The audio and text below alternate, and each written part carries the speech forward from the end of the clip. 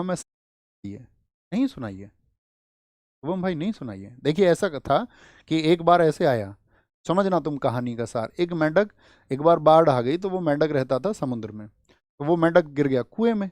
कुएं में एक मेंढक पहले से रहता था, तो दोनों की बातचीत हुई, दोनों की मीटिंग हुई। तो उसने कहा भाई तुम कहाँ से आए हो? तो उसने कहा मैं समुद्र से आया हूँ। तो उस मेंढक ने उससे पूछा कि समुद्र कैसा होता है? तो उसने पूछा यार समुद्र जैसा तालाब है ऐसा नहीं होता है। तो उसने पूछा समुद्र कितना बड़ा होता है? तो उसने, मेंढक ने जो पूछ रहा था सवाल उसी ने पूछा। उसने कहा भाई बहुत बड़ा होता है।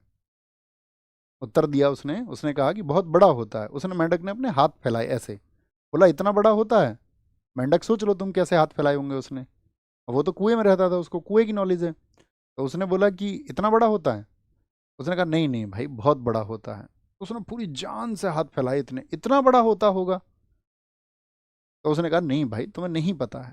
अब मतलब उसको समझाए तो समझाए कैसे इस बात को?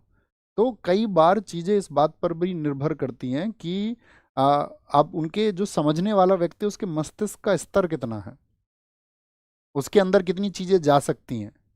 और समझ, जो समझाने वाला है वो देख के आया है सब चीजों को, वो सब कुछ जानता है।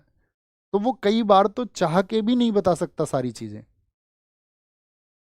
तो इसीलिए आप किसी से जब डिस्कशन करो ना, तो आपको ये देखना है कि जिसको आप चीजें समझा रहे हो वो कहीं कुएं का मेंढक तो नहीं है, जिसकी सीमित मानसिकता होती है। तो उसके ज्यादा चक्कर में मत पड़ना तुम, नहीं तो जो अपनी आइडियोलॉजी है उससे भी हाथ धो बैठोगे।